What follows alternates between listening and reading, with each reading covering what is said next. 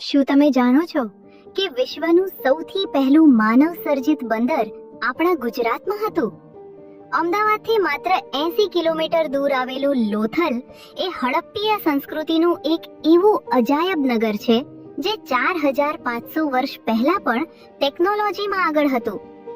લોથલ એટલે કે મૃત્યુ પામેલાનો ટેકરો, જ્યાં આજે પણ તમને સિંધુ ખીણની સભ્યતાના પાકા ઈંટોના મકાનો, સુવ્યવસ્થિત ગટર લાઈન અને વિશાળ બજારોના અવશેષો જોવા મળે છે.